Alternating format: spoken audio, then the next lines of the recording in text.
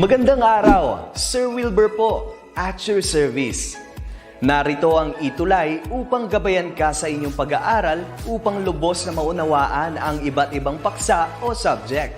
Ang ETUlay ay isang free online tutorial class na pinangungunahan ng DepEd Educational Technology Unit sa pamumuno ni Undersecretary Elaine Del B. Pascua.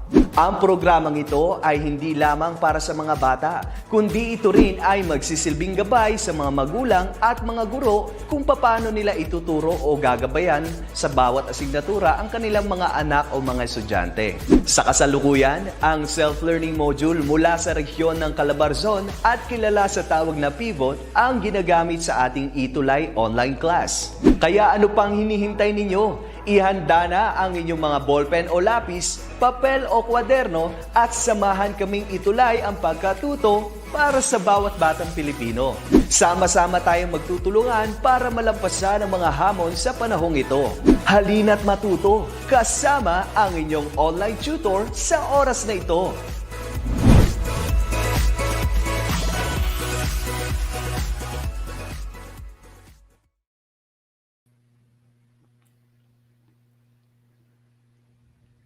Yes, hello po. Good afternoon. It's another statistics and probability day, no?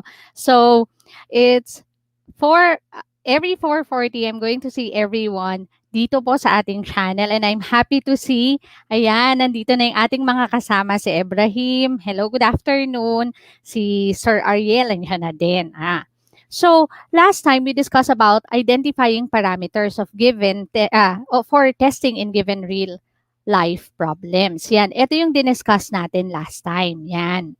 Pero today, we're going to try to formulate null hypothesis and alternative hypothesis. So, ito yung target natin this day na medyo nabitin kasi tayo last week sa discussion natin, no? Pero ngayon, full force na ulit yung discussion natin on formulating hypothesis. Yan.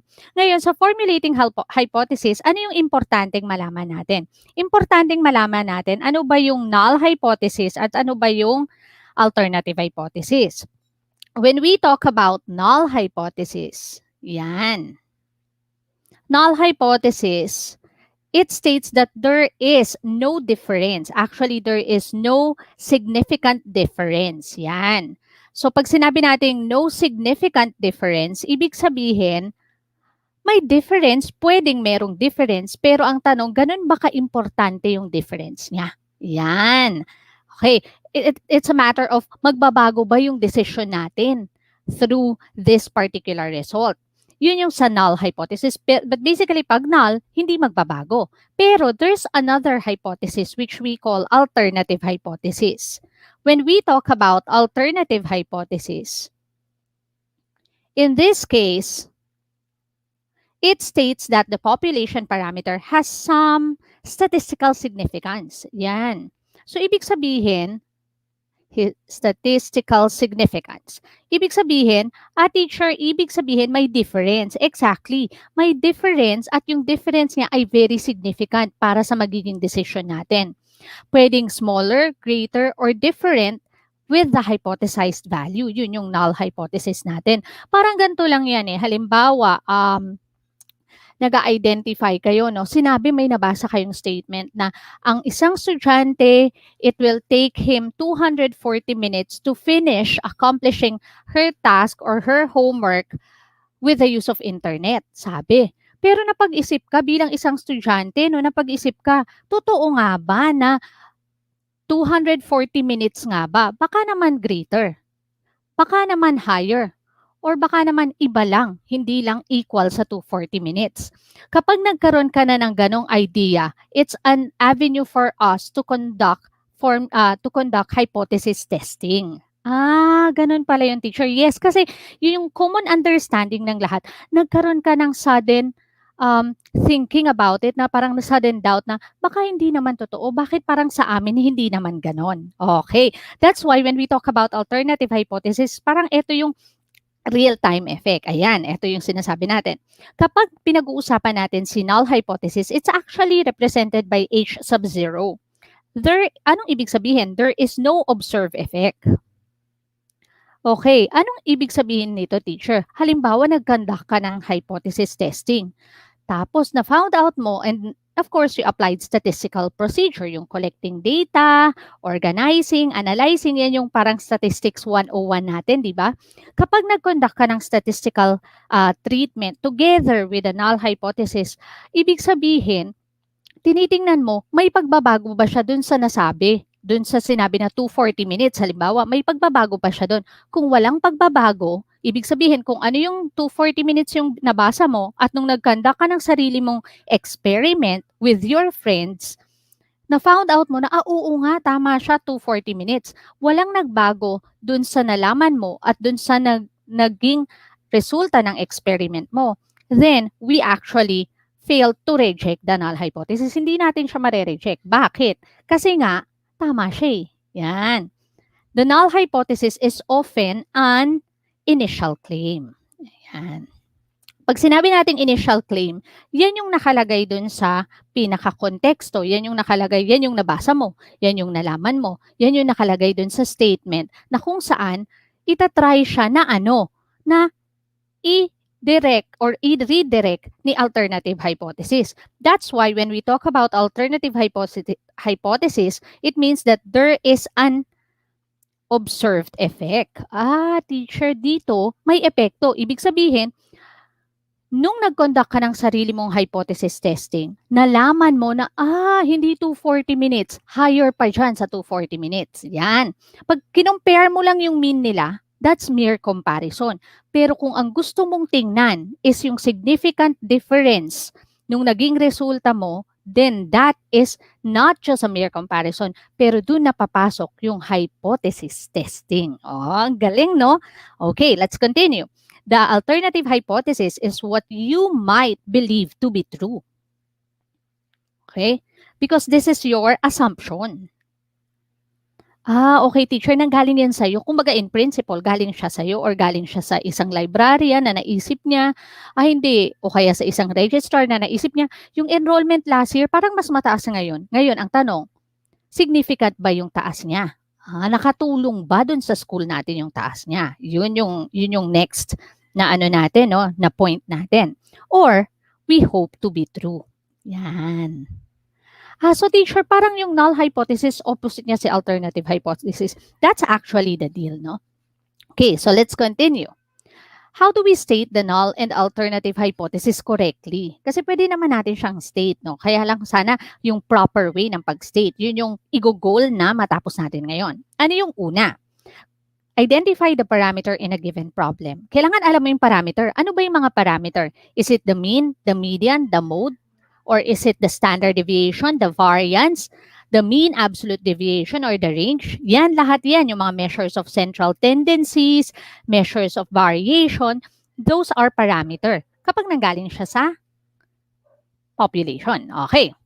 The next thing, identify the claim to be tested that may show up in a null or alternative hypothesis. Ano yung pwedeng mangyari? Halimbawa nga, kanina, no? Sabi, 240 minutes that it will take a student to finish the task or the task on homework with the use of internet. 240 minutes ang claim. Then that would be the null.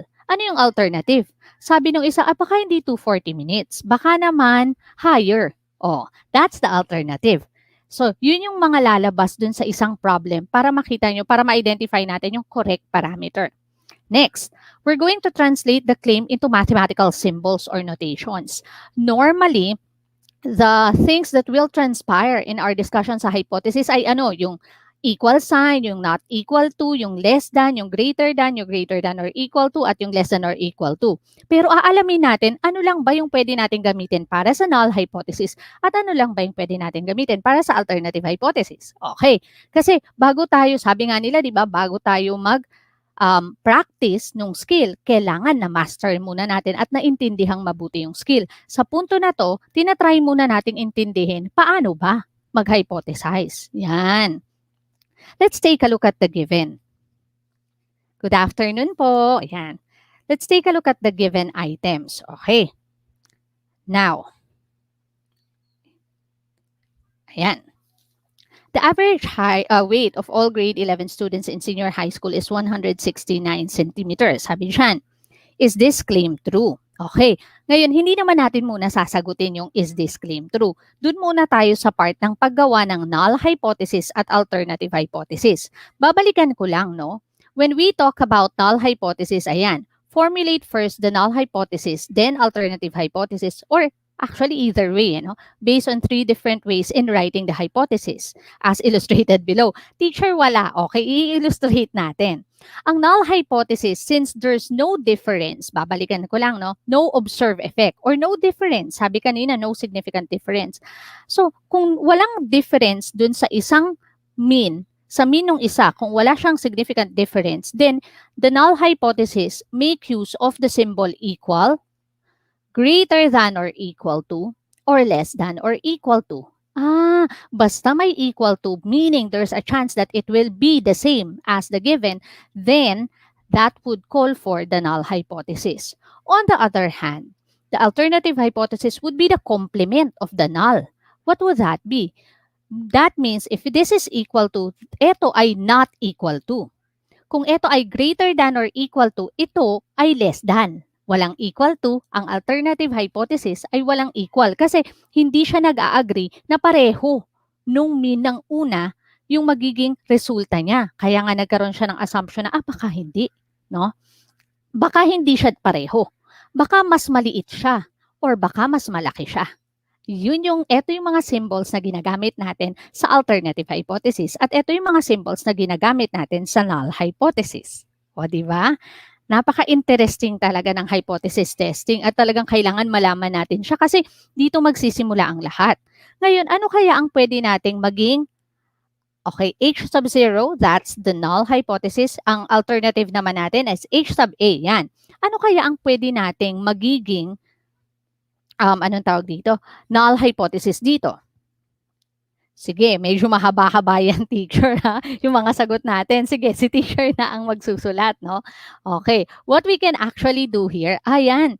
Paano yan? Kung walang difference, ibig sabihin, sabi niya naman the average rate of all grade 11 students in senior high school is 169.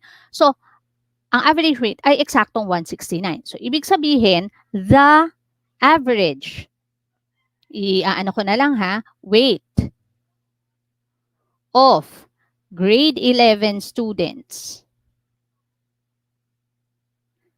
in senior high school is 169. Walang difference sa claim. Pero sa alternative hypothesis, opposite niya. Kung ito equal sa 169, yung average. So, anong parameter natin dito? Ang parameter natin ay average. Gets ko na, teacher. So, since ang parameter natin ay average, pwede natin siyang i-represent na mean is equal to 169 because mean is an average. Oh, okay. Ano yung alternative? Alternative would be the opposite. So, kung ito ay equal sa 169, ano kaya ang pwede nating maging claim ng alternative? Yan. So, pwede nating sabihin, hindi naman nakalagay kung higher or lower. So, pwede nating sabihin the average weight of grade 11 students is not 169. Teacher, pwede ba ko bang sabihin is not equal to 169? Pwede naman. Salagay din natin dito is equal to 169. Okay lang din. Therefore, if we are going to represent a symbol, since it's average, it's mean, then we represent the mean as the mu, which is not equal to 169. Then we can relate the null hypothesis as such in words and in symbol. And the alternative hypothesis, pwede natin siyang ilagay ng ganito, naka-word at naka-symbol. Okay, teacher. Gets ko na. Ngayon, next, the average price per square meter of residential lot in exclusive subdivision is above 15,000. Okay, teacher, wait lang. Sabi, above 15,000. Average ulit. So, ang parameter natin ay average, meaning we represent this with mu. Okay, teacher. Gets ko na, nakukuha ko na. A buyer wants to test the agent's claim. So, gagawa siya ng null hypothesis at alternative hypothesis. Okay. Take note that the null hypothesis only uses the symbol equal, greater than or equal to, or less than or equal to. But kung titingnan natin to, the average price per square meter of residential lot in exclusive subdivision is above 15,000. That means this would represent that the average is above 15,000. Teacher, ang gulo. Okay, wait lang. Ayusin natin yan. 15,000. Oh, paano nangyari yun, teacher? Walang equal to. Then, this will not be your null hypothesis. Ano yan, teacher? Yan ang ating alternative hypothesis. Kasi, klaro naman sa atin na kapag null hypothesis, walang significant difference. Therefore, paano natin i-represent si null hypothesis? Pwedeng yung complement nito. So, pwedeng this is less than or equal to 15,000. Pero, since nag-drawing na tayo ng rejection region, pwede din na ang mean ay equal to 15,000. Okay lang yan because this will identify the rejection region anyway. Mapag-uusapan natin yan sa susunod or ngayong araw, sana matapos natin, no?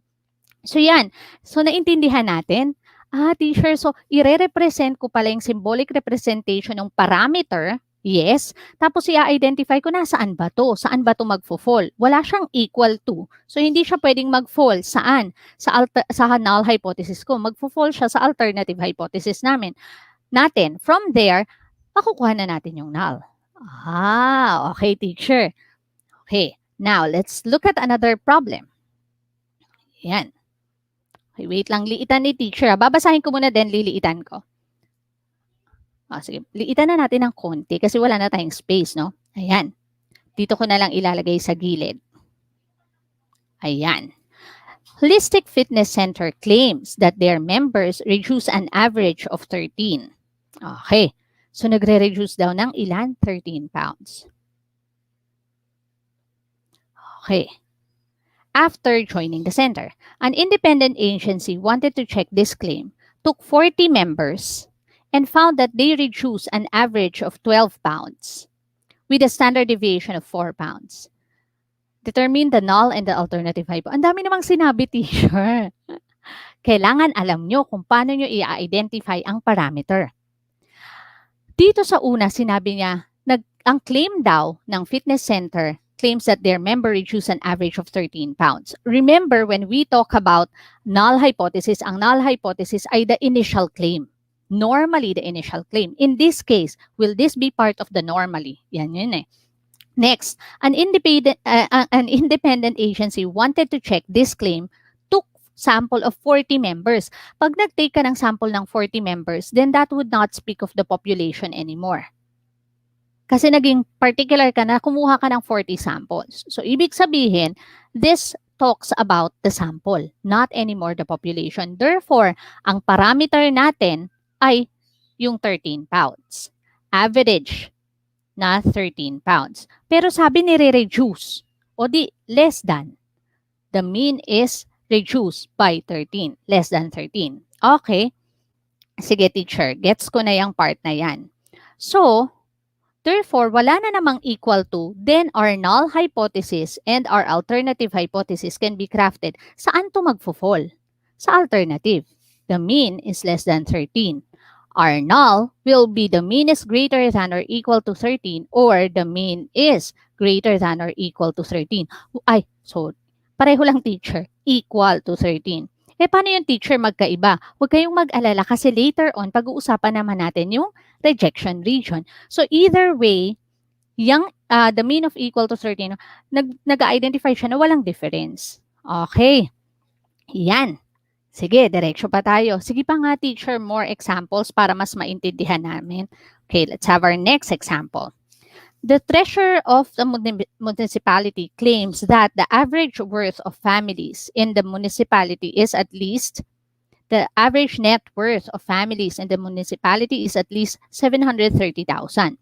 A random sample of 50 families from this area produce a mean net worth of 860,000. Teacher, dalawa yung mean. Oh, wait, there's more. With standard deviation of 65,000, what are the null and alternative hypothesis? Tanong muna, ano sa palagay nyo ang parameter natin? Yan. Yung mean ba na at least 730,000 or yung net worth na 860,000? Kasi dalawa eh. Yan, no? Hindi natin maintindihan. Alin ba dyan? Yun ang tanong. O, yun din yung tanong ko. Alin sa palagay nyo dyan? Yan. Ayan, magandang hapon kay. Yan ang una-una nating kasama si Ibrahim Alon, no? Magandang hapon. Yan. Then si Ariel, Blessy. Yan, ano kaya, pakitulungan naman ako. Ano kaya yung magiging average natin dito? Yan. Okay, ang magiging mean natin dito is yung first claim. Ano yung claim ng treasurer of a municipality? Ang claim niya is that the average net worth of families in the municipality is what? At least 7,300. Pag gumamit tayo ng word na at least, so yan yung parameter natin. Okay, gets ko na, teacher. Pag gumamit tayo ng word na at least, ibig sabihin, pwede si 7,300. So gagamit tayo ng, kung i-represent natin to the mean is at least the smallest amount is 730,000, meaning it's 730,000 or more. Okay, teacher. Yung null hypothesis, yung claim na nakita natin is what? Contains an equal to symbol. If it contains an equal to symbol, then what will be our null hypothesis? Our null hypothesis will be the mean is greater than or equal to 730,000. Anong alternative natin?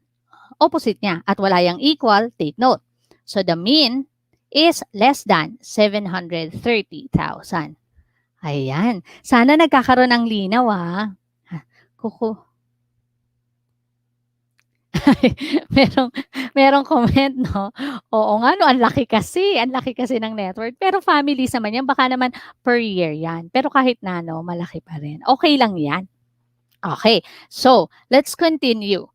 Last na item na natin to, para maka-continue tayo with other activities din. Yan. Okay. Sige. Eto na lang. Try nating mag-practice. A school principal claims that the grade 11 student in her school have a mean score of 92. If this is the case, ano kaya ang ating parameter? Teacher, mean score. Tama. Mean. Yan. So, ang mean, ang symbol niyan ay mu. Okay. Ano yung claim niya? Na ang mean score is 92. Anong null hypothesis natin? Sige nga, kung sinong makakatulong sa atin dito. Anong pwede nating null hypothesis dyan?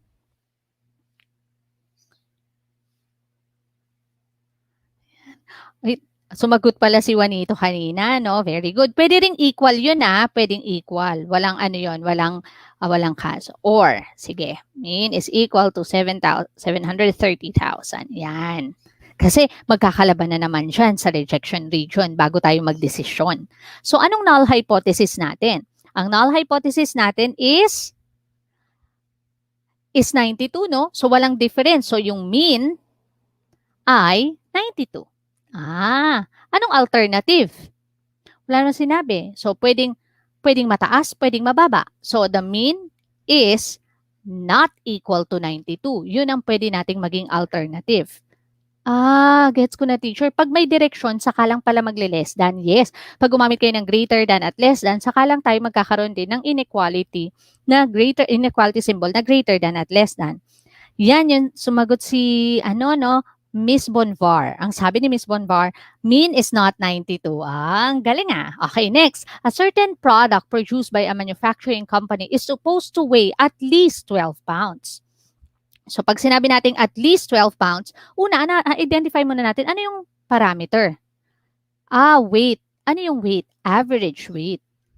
Okay. Ano yung claim niya? Weight is at least 12 pounds. So, gawin natin yan. Pag sinabi natin at least 12 pounds, meaning the least amount is 12 pounds, then the mean is, pag sinabing least is 12, pwedeng 12 and higher, di ba? So, greater than or equal to 12. Yan yung claim niya. Therefore, ano ang ating null hypothesis at ano ang ating alternative? Null po muna. Ano yung null? The mean is, okay, tingnan nga natin. Ayan, the mean is greater than or equal to 12 kasi may or equal to. Then, ano yung ating alternative? Opposite niya. The mean is less than 12 pounds. Ganun pala yung teacher. Yes, ganun lang naman siya. Okay. So, we're not going to finish this anymore kasi alam ko nagigets na natin, no? So, ibig sabihin, teacher, kapag walang or equal to, doon sa ating activity, doon sa ating parameter na nakiklaim, ibig sabihin, pwede pala siyang mag-fall sa alternative. Oo, kasi hindi tayo pwedeng magkaroon ng walang difference sa ating null hypothesis. Kailangan ang null hypothesis ay may difference sa ating null hypothesis. Sa null hypothesis natin, kailangan may statement ng equal or equal to. Okay. Gets ko yun, teacher. Okay. Let's go for the second one. Teacher, ang dami pala natin ngayon. Oo, nag-prepare tayo ngayon kasi nga may backlog tayo last week, di ba? Identifying the test statistics involved. Ayan. Kung naaalala nyo, ayan, appropriate test statistics. Okay. Kung naaalala nyo, last time, yan, direkta na ako yan. Yung mga definition of terms na pinag-usapan natin, yan. Okay, wait lang. Parang hindi ito yun. Ayan. So, kung naaalala nyo yung sa test statistics natin, yung appropriate test statistics na pinag-uusapan natin, yan naman siya. Okay, blank is the mean of the samples, values, or collected. Ano yung blank? Review muna pala tayo. Okay, sige, mag-review tayo. Blank is the mean. Ano kaya yan, teacher? Blank is the mean of the sample values or yan ay average. Or mean, dapat mean yan eh. Blank is the mean of all the values in the population. If the sample is randomly selected, size is large, then the sample mean would be... Okay, sige, ulitin natin Definition of terms muna tayo kasi kailangan i-define natin yung terms. Blank is the mean of the sample values collected. Sample mean. Okay, teacher. Kasi mean siya ng sample. Yan. The mean of all the values in the population. O anong tawag naman natin doon? Population mean. Galing nyo Okay. So, wait lang, teacher. Ibig po bang sabihin, teacher, pag sinabi natin is the mean of the sample values collected, anong symbol niyan? Bakit ito sample mean, ito population mean? Kasi galing yung data nyo from the population. Ito naman, galing yung data natin from the sample. What's the difference in terms of the symbol? Yan. Gusto kong malaman, teacher. Kapag mean ng sample, normally, nire-represent natin yan as X bar. Okay. Gets ko na, teacher. Population mean naman, yung ginagamit natin kanina. Ano yung population mean natin? Ito yung mu. Yan. Okay. Teacher, yan pala yon. Next. Okay. Blank is a parameter which is a measure of variability. Pag sinabi natin measures of variability, apat yan. Ano yun? Range, standard deviation, variance, mean absolute deviation. Pero seldom natin gamitin yung mean absolute deviation, no? Pero sabi, with fixed value calculated from every individual in the population, then this is what we call population standard deviation. Okay, teacher.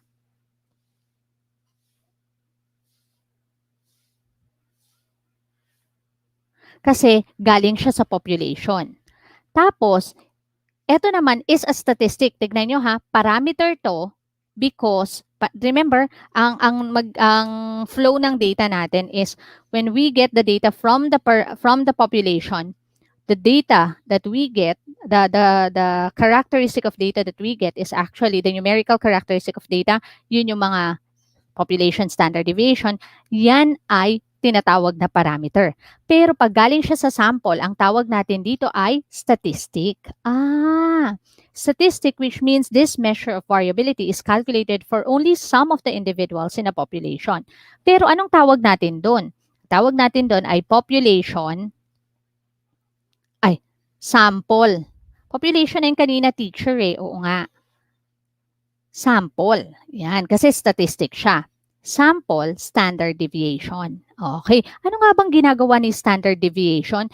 Ina-identify niya kung gaano kalayo ang mga dataset natin from the mean. Naalala ko na, teacher. Ngayon, ano yung symbol ni population standard deviation?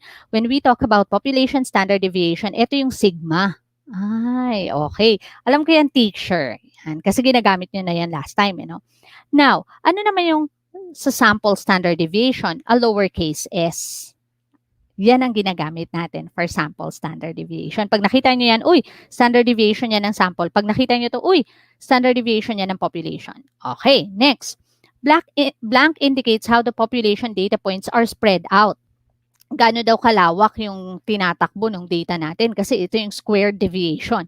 Ito naman yung tawag natin na population variance.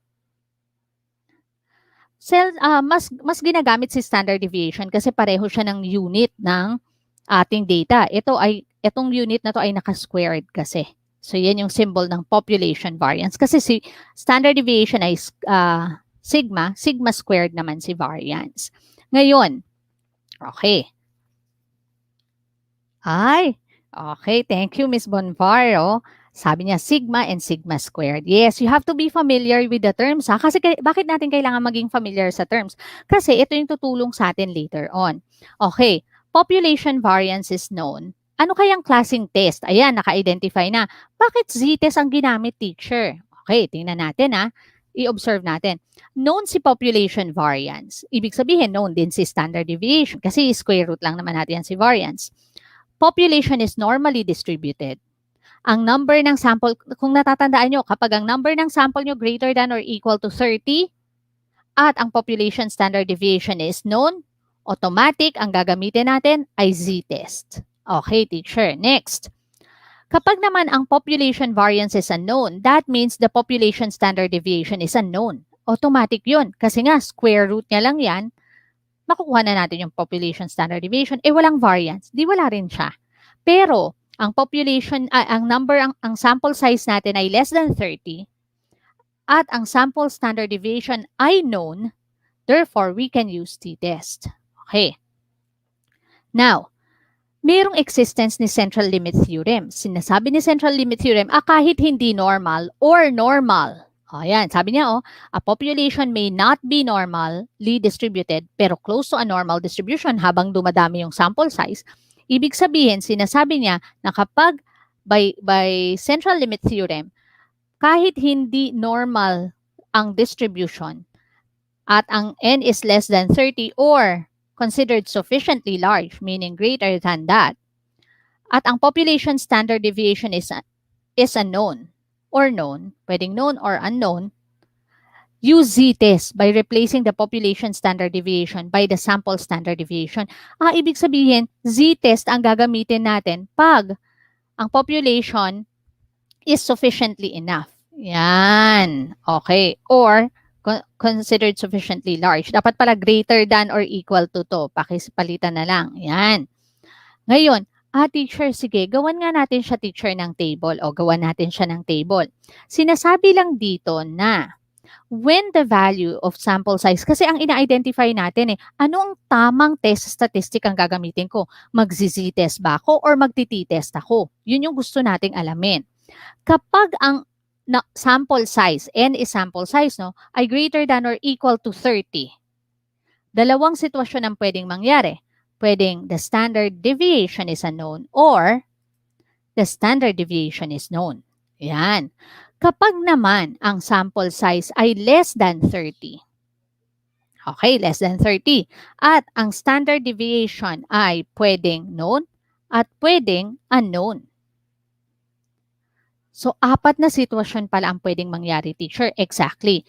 Ang tanong, ano ang gagawin natin? Ano ang gagamitin natin? Drawing tayo, ha? When the value of sample size n, is greater than 30, at, okay, iba namang kulay, teacher. Blue na tayo. Okay, greater than 30, at the same time, ang standard deviation ay known. Ano ang gagamitin nating test statistic? Z-test or t-test? Yan. Use, anong sabi? Uy, ang galing Sabi ni Juanito, Z-test, teacher. And that's correct. That's Z-test. Paano naman kung ang sample size ay greater than 30? Pero unknown ang standard deviation at unknown ang standard deviation ni population pero known ang standard deviation ni sample. Anong test statistic kaya ang gagamitin natin? Yan. Sige, pag-isipan nating mabuti. Ano kaya? Ito pa rin ay Z-test. Tama. Z-test pa rin yan. Bakit? Bakit, teacher? Remember, it's sufficiently large. Ito yung dinedefine ni central limit theorem. Okay, gets ko na, teacher. So basta malaki yung ating sufficiently large yung ating sample size, unknown si standard deviation ng population pero known si standard deviation ng sample, Z-test pa rin ako. Correct. Okay. Paano naman kung nasa kabilang side tayo? Okay. Sabi dito, ang sample size ni N ay less than 30. Pero si standard deviation ni sample ay known. Alam pala natin. So, anong gagamitin natin?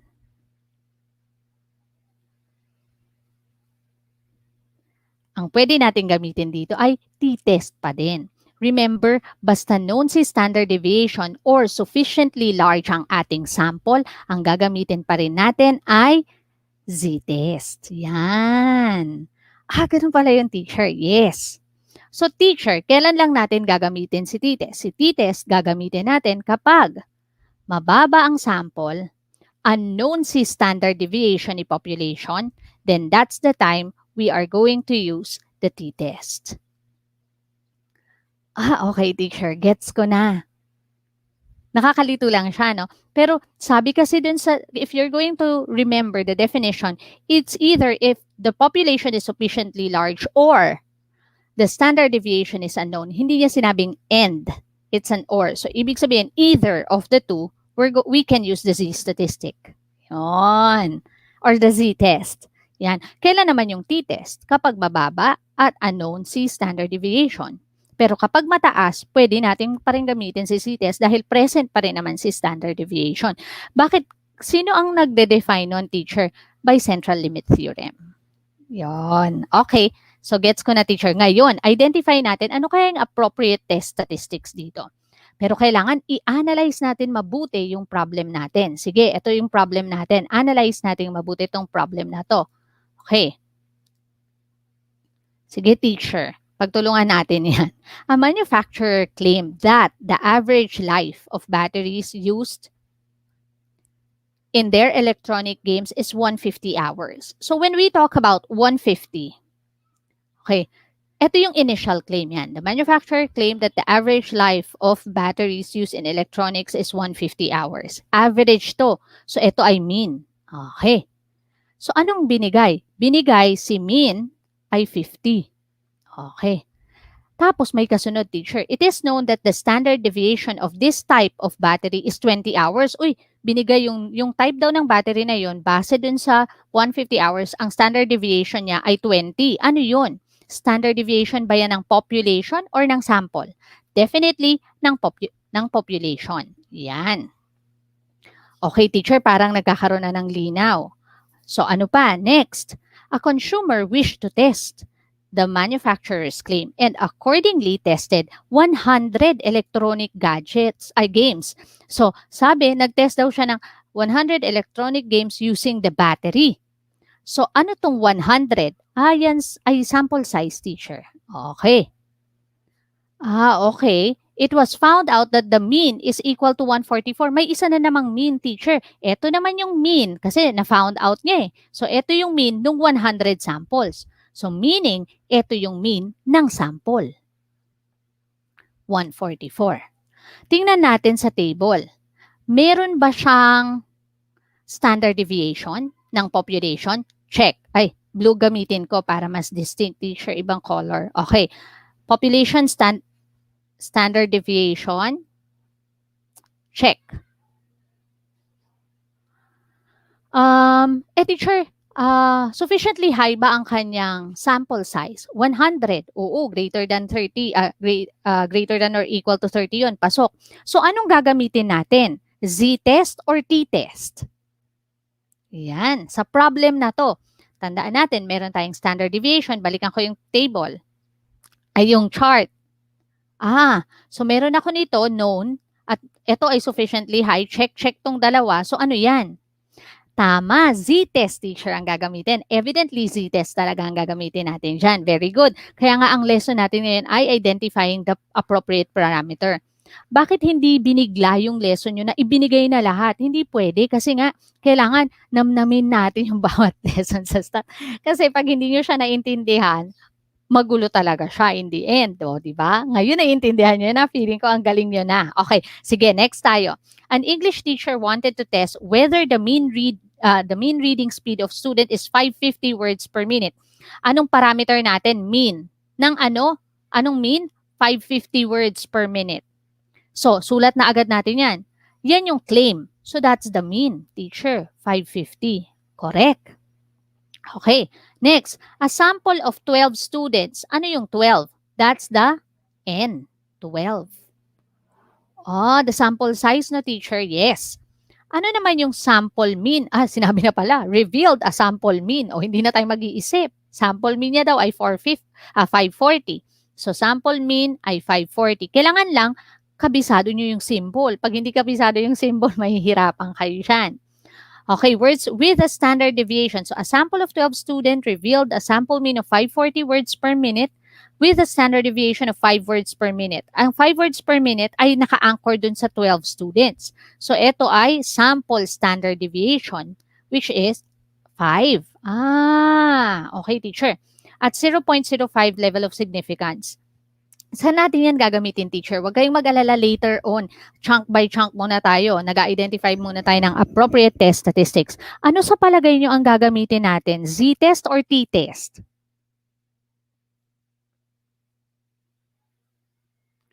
Yan. Z-test or t-test? Ang gagamitin natin dito, take note, anong binigay? Una, meron bang standard deviation? Una, yung sample size ay maliit. Oops! Less than 30. Pangalawa, may standard deviation ba ng population? Wala din. Therefore, anong gagamitin natin? T-test or Z-test? Sa kaso na to, balikan natin, no? Sabi, less than 30 at unknown si X. Unknown si X. Unknown si standard deviation ng population. Babalikan ko yung table ko. Less than 30, pasok. Unknown, known or known? Unknown. Anong gagamitin ko? T-test. Very good. Yan. T-test. Once na marunong na kayong mag-identify ng test statistics, madali na ang mga susunod. Kasi computation na yan. Kasi math teacher ako, no? Gusto ko mag-compute. Medyo ito talagang challenge ituro tong mga to, no? I understand kung mahihirapan kayo at the beginning. Last item na kasi 5:24 na, no? Late kasi teacher. Yan. A study was conducted to look at the average time students exercise. Okay. So, anong parameter? Average. Anong gagamitin kong symbol? Mu sa population. A researcher claimed that in average, students exercise less than 15 hours. Okay. Ang claim niya, ang estudyante daw ay nag-exercise ng less than 15 hours. Tama ba? Paano yan, teacher? Hindi equal. Okay lang yan, kahit hindi equal. Students exercise less than 15 hours per month. Okay, per month daw. In a random sample size of n equals 115. Okay. It was found that the mean time students exercise is 11.3 hours per month with standard deviation of 6.43 hours per month. Okay, ano yung mga given, teacher? Sabi, ang mean is less than 15. Sulat lang natin yan. Okay lang yan. In a random sample size of n equals 115, so n is equal to 115, sample size yan, it was found that the mean time the students exercise, sa 150 na daw yan, nalaman niya na ang mean ay 11.3. So, nakalagay na, mean ay 11. Pinadali nito ang trabaho natin. Bakit? Kasi nilagay na niya. 6.43. Tingnan natin, anong binigay? Uy, pasok si N, greater than 30. Walang standard deviation ni population, pero may standard deviation ni sample naman. Balikan natin yung table kanina. Pasok siya dito, check. Burahin ko lang yan para hindi kayo malito. Okay, wala na siya. Okay, pasok dyan kasi greater than 30 dahil 150 ang sample size natin di ba? Pero unknown si si population standard deviation. Pero known si sample standard deviation. Anong gagamitin natin? Ay, may sagot na. Ang dami. Sorry. Z-test. Okay. Z-test teacher. Very good. Gusto niyo pa ba? Isa na lang? Kasi hindi ko naman na masisimulan yung next lesson natin. Medyo mahaba-haba yung next lesson natin. Identifying the appropriate rejection region. Pero sagutan na lang natin to. It is claimed that the average age working of students in certain universities is 35. Nung nakita ko tong table na to dun sa pivot, ito yung pinakamadaling way para mag-identify kayo ano yung appropriate test statistic na gagamitin nyo. Okay, subukan natin. Sabi dito, in a certain university, it is claimed that the average age of working students in a certain university is 35. Average age is 35, wala naman nakalagay kung ano. A researcher selected a random sample of 25. Kung 25 siya, saan siya magfo-fall? Greater than or equal to 30. First column, second column. Second column. Okay. The computation of their ages resulted to an average of ilang years? 32 years. Okay. With the standard, the computation of their ages resulted to an average. Anong average niya? 32 years. With a standard deviation of 10. Okay. So, saan galing to? The computation of their ages. Saan galing yung computation? Yung computation ang galing saan? Nandito galing, di ba? So, kung dito siya galing sa sample, yung 10 years ay standard deviation ng ano? Ng sample. So, yung standard deviation ni population is unknown. Wala.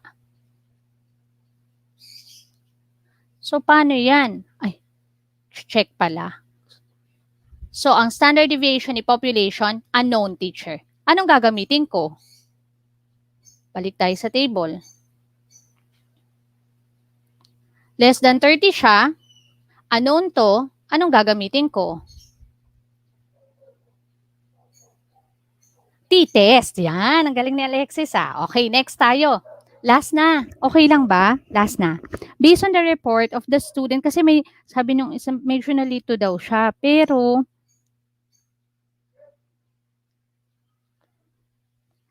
pag unknown si sigma, t-test naman talaga. Pero, by central limit theorem, ayan, may nagtanong kasi, sa amin, pag sigma is unknown, t-test agad kahit ano pang sample size.